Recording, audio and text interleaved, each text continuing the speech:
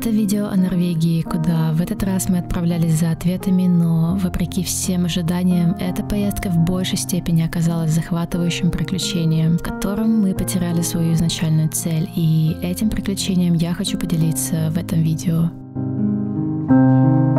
Пока я готовлюсь к разлуке с котом, расскажу немного. Первый раз мы приезжали в Норвегию 2 года назад, и тот раз был совсем иным. Наш путь начинался с города Тронхейм, и мы каждый день передвигались в новые места. И за то время мы успели найти край, который нам очень полюбился. В него мы и вернулись в этот раз, чтобы исследовать его глубже, и поселились в городке Отта. Но об этом позже. В этот раз нашей стартовой точкой будет город Осло, и оттуда мы отправимся в наш домик, но по пути у нас есть несколько планов. Во-первых, мы хотели оценить ситуацию с веган-едой, поскольку 2 года назад все было достаточно плачевно. Почти на норвежской земле вообще. А это значит, что мы будем останавливаться в городах по пути, а также я хотела найти картофельный салат, который полюбился мне с прошлой поездки. В аэропорту нас тепло встретили вкуснейшие веганские яблочные булочки, враппы и бутерброды. Весьма обнадеживающее начало.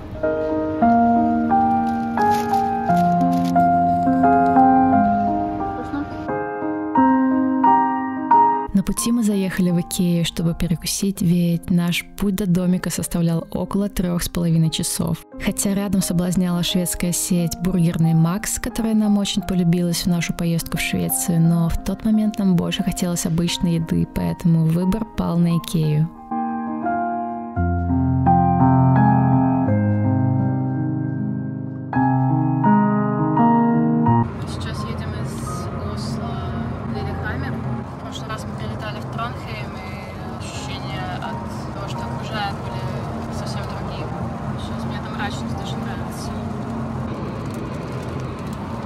Строгие домики. И отличие с прошлого раза, что мы здесь были, мы были в августе, а сейчас май, конец мая.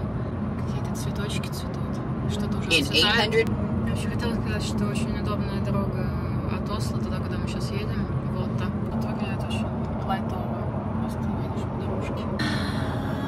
Обидно, никогда не ездила на автомате. Но тут не так, как я запомнила себе Норвегию со стороны Тронхейма, потому что там будто эта дорога зажата с 2 сторон этими горами, и нельзя как-то вдаль посмотреть, а здесь наоборот, здесь вот такие просторы. Скорее всего, чем дальше мы будем ехать, будет все это меняться, но сейчас такое впечатление другое немножко. Но еще мы искали этот картофельный салат, заехали в первый магазин, там его не было, я расстроилась, мы заехали во второй магазин, более большой, и взяли 5 салатов. Этот салат. Куча мочи. Мы уже взяли какие-то всратые чипсы. Тут явно выглядит получше выбор, чем в предыдущем магазине. Еще в магазине в городе Лилехаммер я нашла очень красивый цветочный магазин, где все цветы были рассортированы по цветам. Идеально. Йогурт, холодный кофе и лимонадик. Это очень-очень красивый цветочный магазин. Цветы по цветам расставлены так красиво, так пахнет. Так свежо. Ой, там очень красиво сзади. Домички вот эти. Сзади тоже красиво. Какие тучи.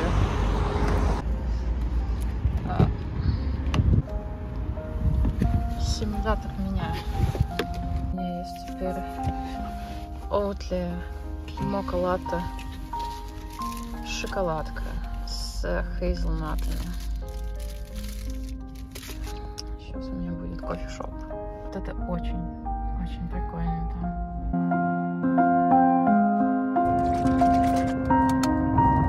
Надеюсь, что кофе спасет мою голову немножко. Короче, мы сходили, как будто бы приехали в город, но здесь пока только 2 магазина и вокруг дома. И маленькие горки.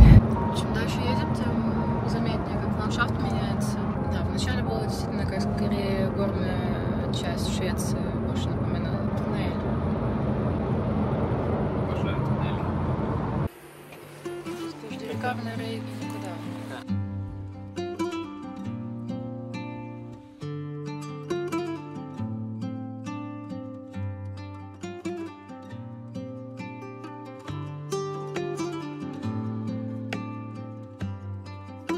По пути мы решили все-таки заехать на небольшой хайк до водопада Мифолет, но поплатились позже едой, которая, похоже, слегка подпортилась, пока ожидала нас в машине. В пути мы вооружились палками, потому что вдруг вспомнили все кино, что видели с участием медведей, а еще вскоре начался ливень. Но я успела сфотографировать Славку Мельничка, прежде чем спрятать камеру в рюкзак. И хотя тащить 2 объектива, камеру и штатив на спине под дождевиком в гору было так себе приветственной прогулкой, это стоило этих невероятных норвежских туманных пейзажей. А вот и Славка Мельничек.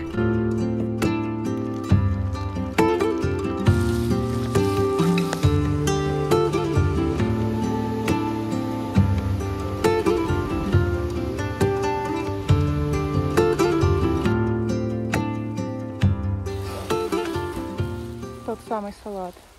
Значит, шли мы на водопад. Я собиралась там купаться, но, во-первых, мы вышли сверху на водопад. Неизвестно, можно ли к нему подойти снизу. Еще и начался адский дождь.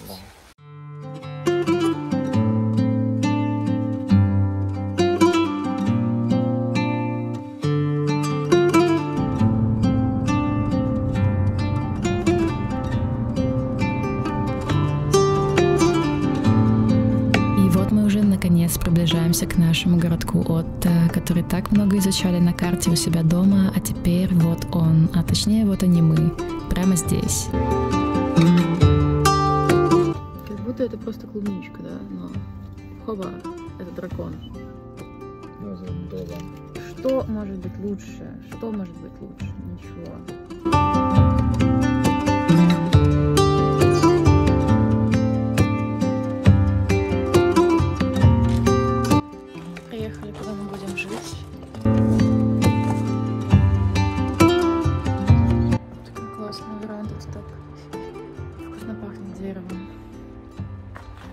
Еще тут много птичек летает, что тоже хорошо. Это, кстати, я вижу одну.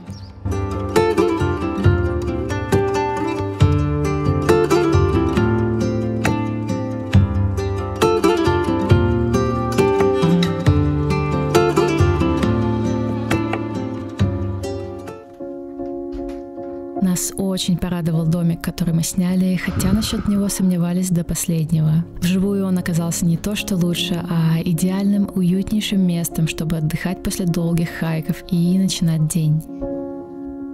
Чувствовалось большое внимание к мелочам, что обычно встречаю очень редко, таким как крючки для полотенец там, где они нужны, крем для рук в ванной и даже тапочки для выхода на веранду. Окна прям во все стороны. Там на долину. Поле. Здесь еще окна. Мы ходили на этот водопад, но пошел дождь, и у меня было с собой 2 линзы и камера, и я боялась, что все это промокнет, и это очень тяжело все тащить на спине. И у меня болела спина, и было тяжело идти в горку и так далее. Мы приехали наконец-то домой, и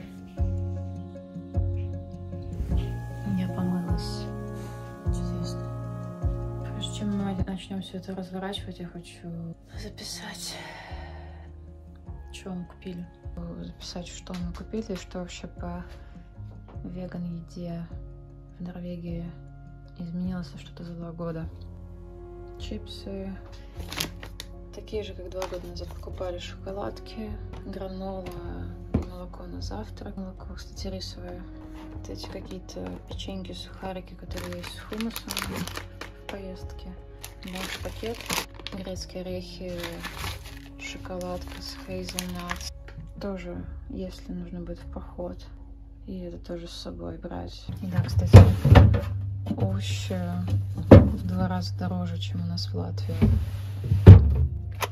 Это на бутерброды, овощные шары, какая-то намазка, хумус, чтобы есть с вот этими печеньками, Beyond Burger, понятно, морковь, кучу салатов, которые оказались не такие вкусные, как я запоминала это.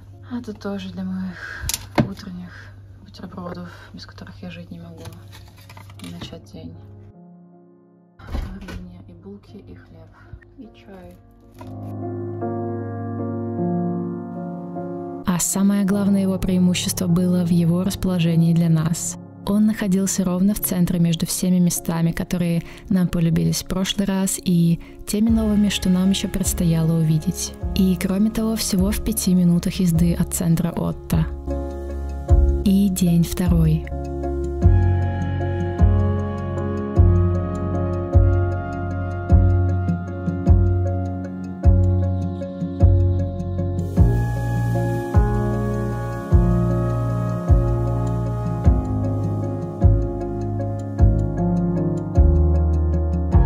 И какой же сюрприз ожидал нас с утра? Нам пришли овцы.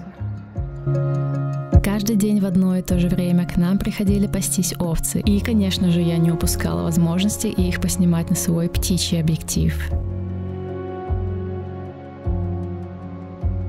Мы отправились на водопад Сторлфоссен, и нам предстоял путь вдоль реки. Мы никак не могли далеко уйти с парковки, потому что решить, какую брать одежду, оказалось тем еще челленджем. Как только выглядывало солнце, становилось очень жарко, но стоило ему спрятаться, и комбинация свитера и куртки казалась уже куда удачнее, чем шорты и майка. Для нашего латвийского климата это было очень непривычно. У нас таких сильных перепадов не бывает, но спустя, наверное, полчаса мы все-таки справились и отправились в путь, встречая по дороге множество птиц. Конечно, вокруг же много воды. В целом дорога была без особого уклона, и путь не был сложным, но мы сильно задержались в начале у небольшого водопада. Он очень напомнил нам один из водопадов в Исландии, где мы также провели несколько часов, снимая и ходя по камням. Приятно, когда можно не только наблюдать что-то со стороны, но и как-то взаимодействовать с этим. Поэтому я очень люблю такие места, хотя, возможно, они и привлекают не так много внимания.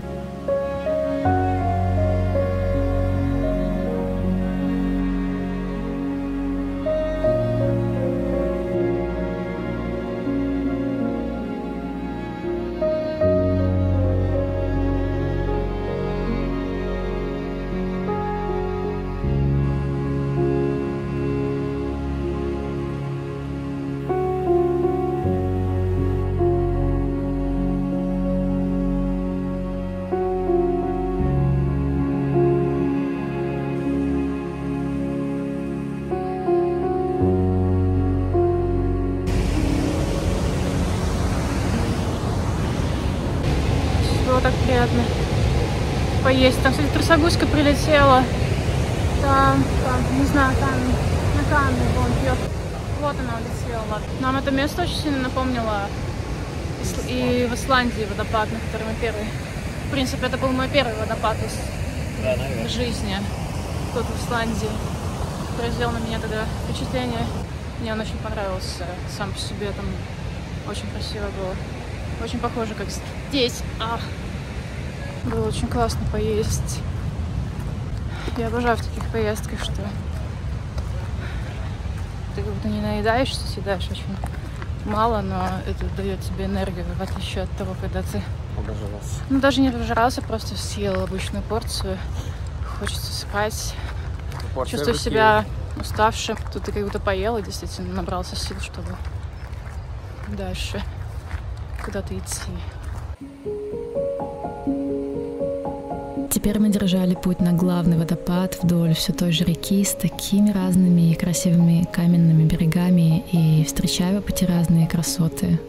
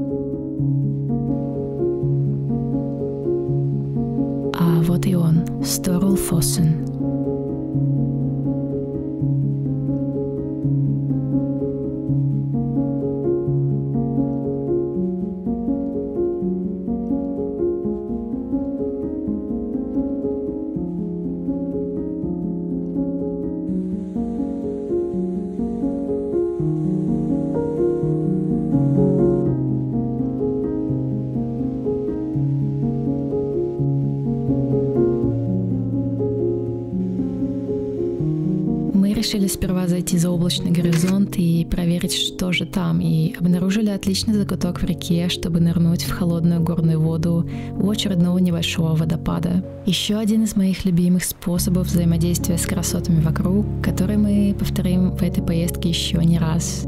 Кстати, камни под водой были очень скользкие. А сразу после этого мы спустились вниз к главному водопаду и не упустили возможность постоять и под ним.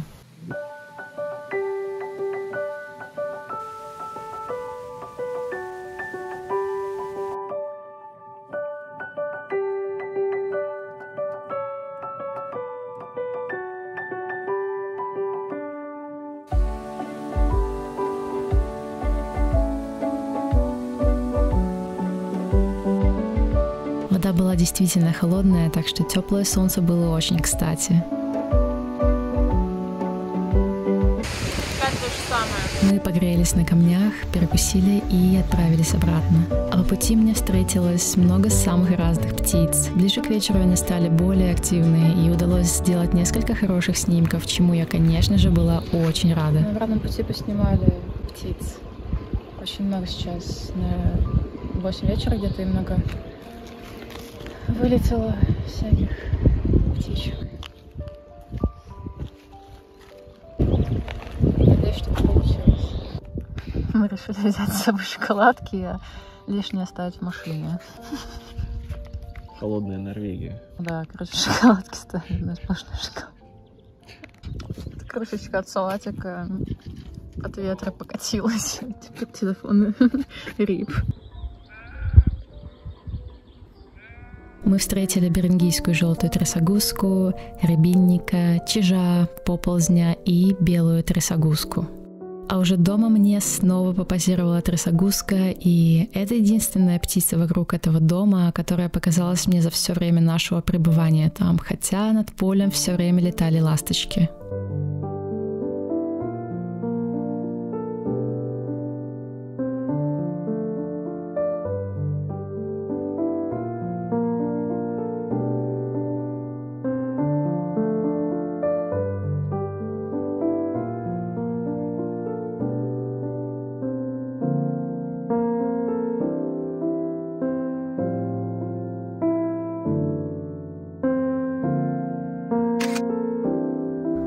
Обожаю фотографировать птиц. Птицы как грибы, только круглый год.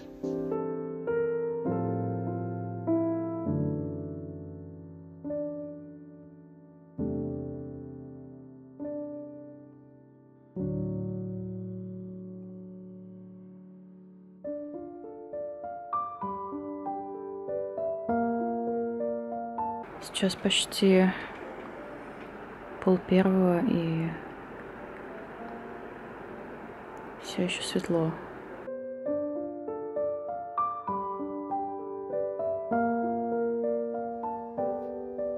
И день третий.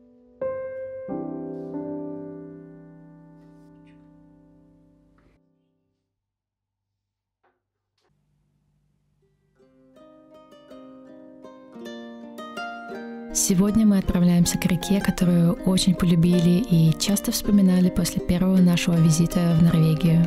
И река эта носит то же название, что и городок, где мы остановились – Отта. Только в прошлый раз мы были там проездом, а сегодня весь день проведем в пути вдоль ее берегов, куда-то ближе к ее истокам.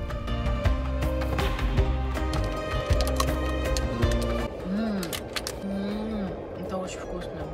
Приехали на заправку, на которой были 2 года назад.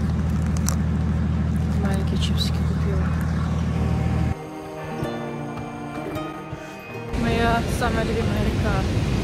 Мы увидели съезд и решили задержаться в этом месте, прежде чем ехать к началу нашего похода, и оно оказалось очень живописным. В общем-то, как и любой другой метр этой реки, в чем мы будем убеждаться в течение всего этого дня.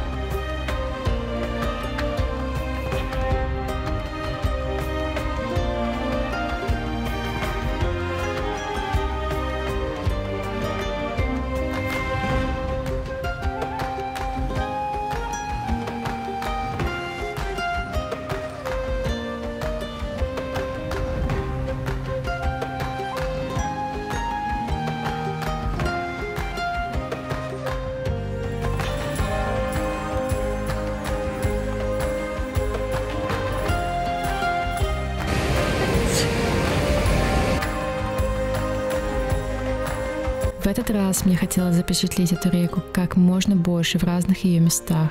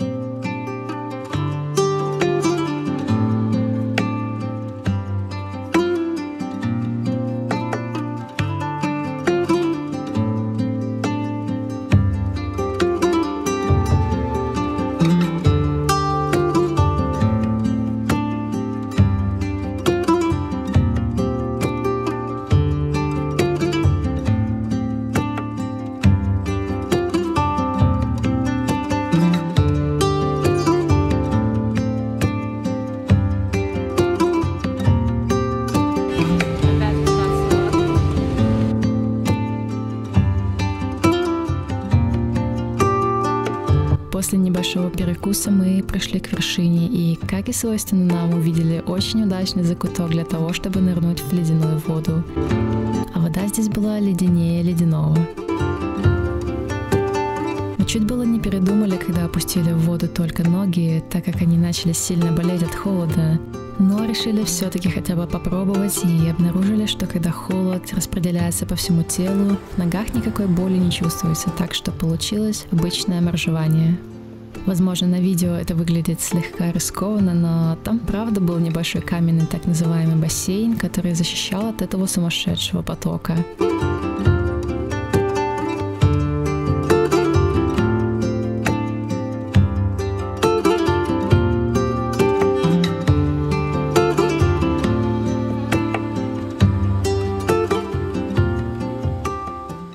Пойдем сюда, и вот надо будет получить этот камень, который висит просто на пропасти.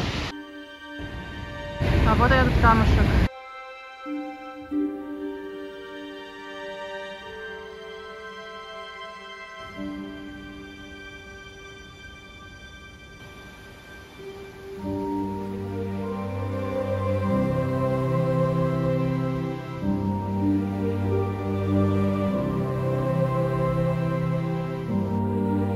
На обратном пути мы, особо не отвлекаясь, возвратились к парковке, попутно пытаясь увидеть поющих вокруг птиц, но получилось безрезультатно.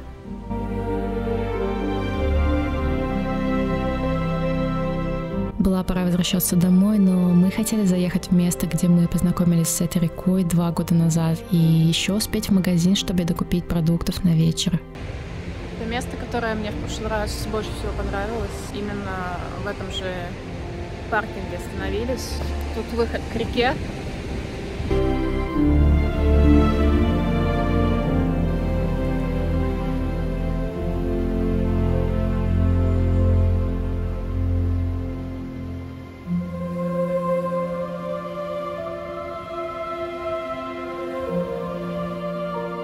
Сложно, когда приезжаешь в такое место, сначала ты каждый камень фоткаешь и восхищаешься, а потом привыкаешь, все это видишь и как будто даже не замечаешь. Пытаюсь не привыкать к этому. Сейчас мы пытаемся успеть в магазин, купить каких-нибудь овощей к нашим meatballs. Надеюсь, мы успеем. Еще я попробовала доехать на автомате. Очень непривычно. Легче, конечно, но пока что привычнее, как будто на на мануале ездить.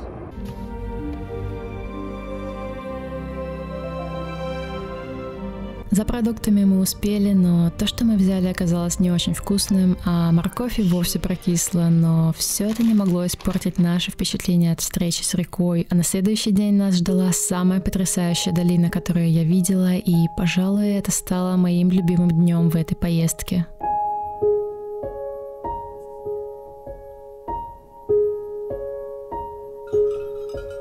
так, день 4.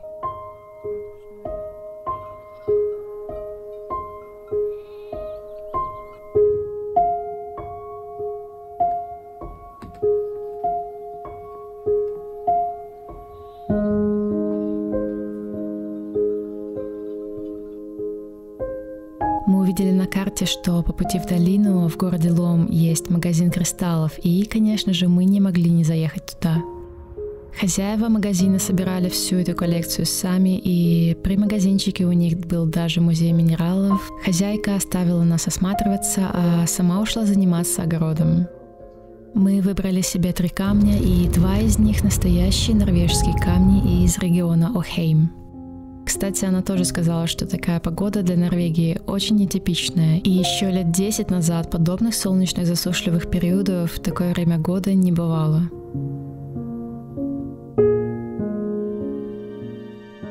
Так как мы ехали высоко в горы, воздух становился все прохладнее и приятнее, но также усиливался ветер, из-за чего большая часть кадров у меня сильно тряслась даже со штатива.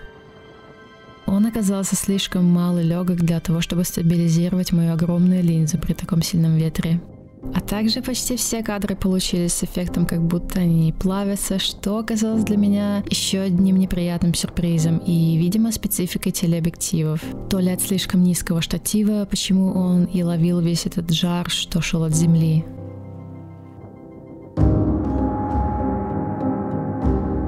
В любом случае, с каждым новым километром нам открывались все более и более невероятные виды, и у нас случилась вынужденная длительная остановка в самой красивой долине, что я видела. И я не могу представить место лучше, где можно было бы застрять. Там было все: и река, и водопады, и снег, и невероятные горы.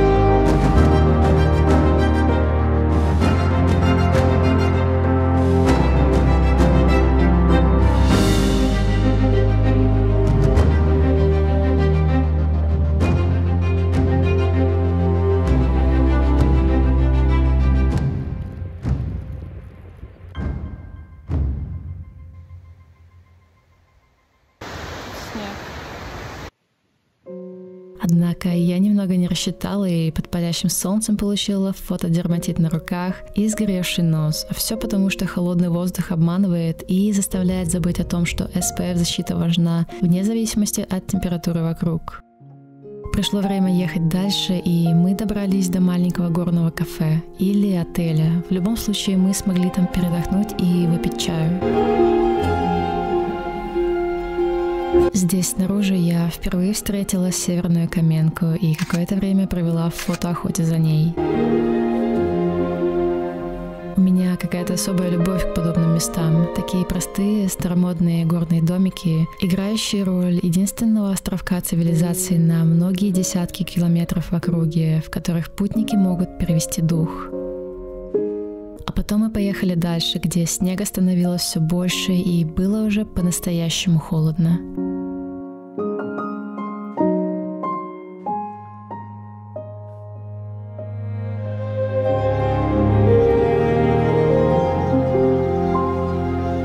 И вдруг я увидела абсолютно необычную птичку, которой оказалась пуночка. Я начала судорожно снимать прямо из машины, боясь, что она улетит, но постепенно я подбиралась все ближе, и, как оказалось, она никуда не собиралась улетать даже после часа моих танцев с камерой вокруг нее. Так что мне удалось сделать и фотографии, и видео с ней, что было большим восторгом, особенно беря во внимание тот факт, что в Латвии пуночки не живут.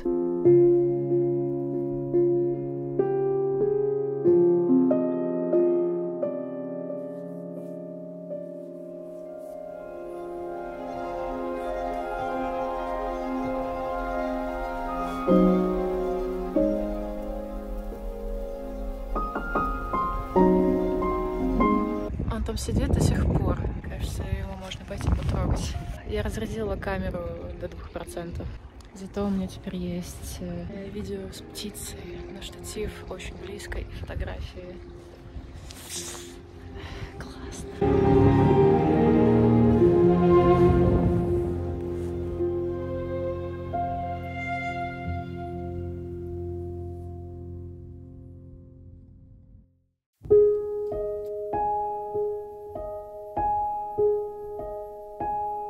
День 5. Напоследок мы оставили небольшой хайк вблизи нашего городка в национальном парке Рондане. И, кстати, это еще одно место, где мы были 2 года назад, только в этот раз мы прошли дальше. Первый раз мы спешили на самолет, а сейчас хотели исследовать это место получше. Вначале нас все так же встречал тот же финский лапхунд, и с этих пор у меня появилась новая любимая порода помимо Ньюфаундлендов. Оказалось, что в Латвии первый финский лапхунд появился, кажется, только в 2017 году, и по той информации, что я нашла, у нас их всего 13 штук на данный момент, и, скорее всего, я их нигде, кроме этого места, не видела раньше. Я вчера, точнее, все 3 дня я как-то порядки свое лицо не берегу совсем. Вчера у меня было совсем красное лицо, сгоревшее. Поэтому сегодня намка и кукушка.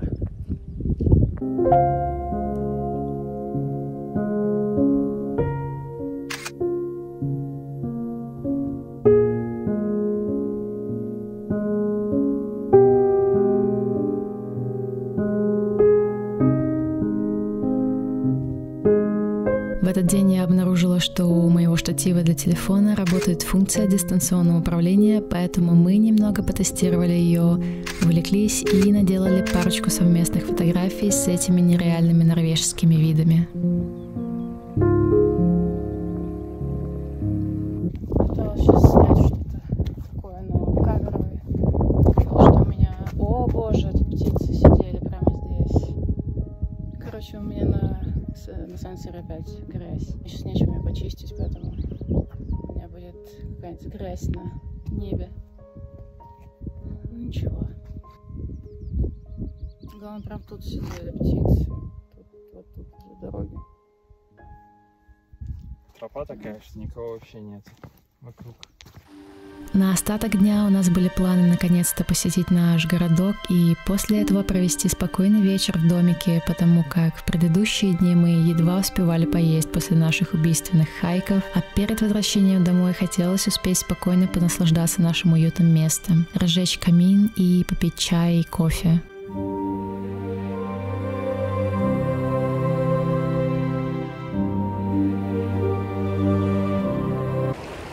Последний покушать в норвежской природе.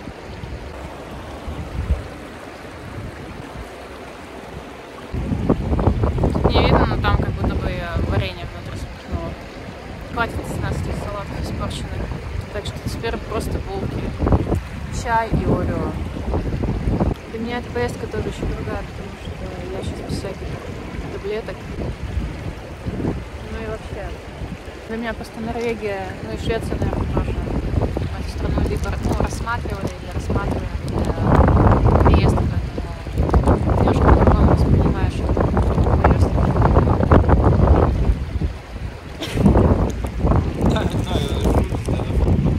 Ну, присматриваешься к вещам, оцениваешь. Да, я не рассчитывала на то, что большой шанс, что меня вообще сейчас не слышно будет, ну ладно. Я не рассчитывала, что в Норвегии вообще можно обгореть. Кажется, даже если тут светит солнце, то...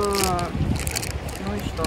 Холодно же. Ну, было, во-первых, не холодно. Я умудрилась 3 дня подряд свое лицо жарить.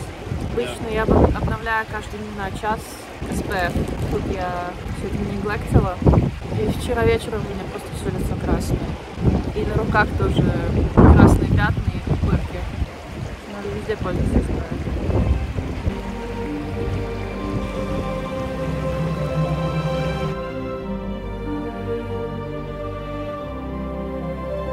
Мы сейчас доедим, развернемся, пойдем назад.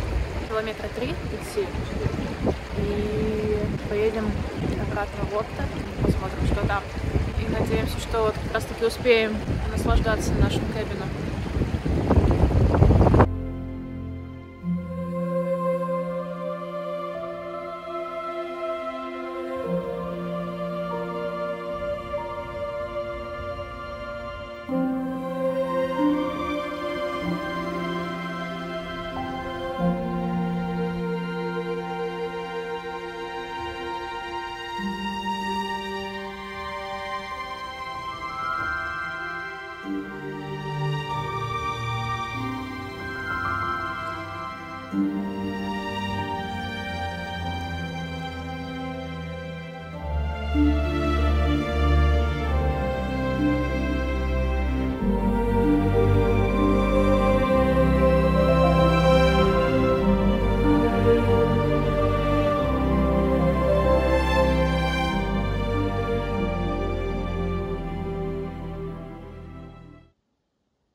День 6.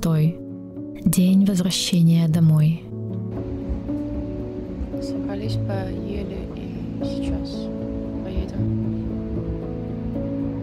И даже на этот день у нас была миссия – продолжить изучать ассортимент продуктовых магазинов по пути в аэропорт Осло, но после латвийских магазинов с изобилием продуктов на любой вкус, а также в сравнении с широким шведским ассортиментом, увиденное нас сильно разочаровало.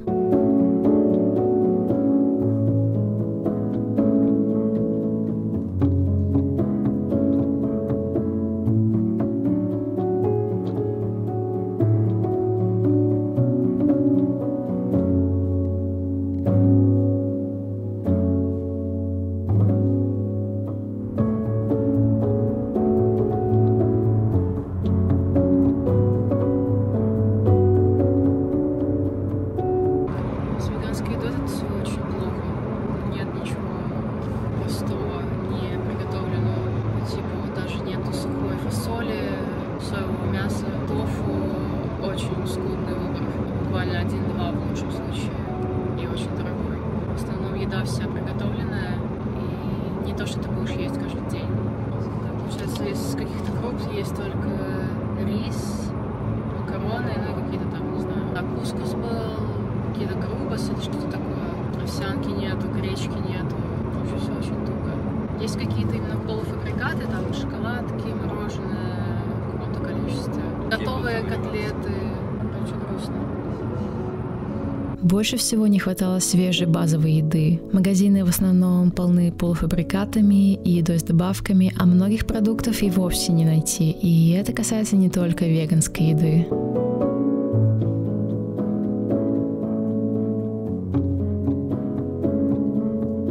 Кстати, на обратном пути мы снова остановились у Икеа, чтобы перекусить, но решили в этот раз все-таки сходить в тот самый шведский ресторан быстрого питания Макс, но и он умудрился нас разочаровать, хотя в Швеции это было нашим излюбленным местом.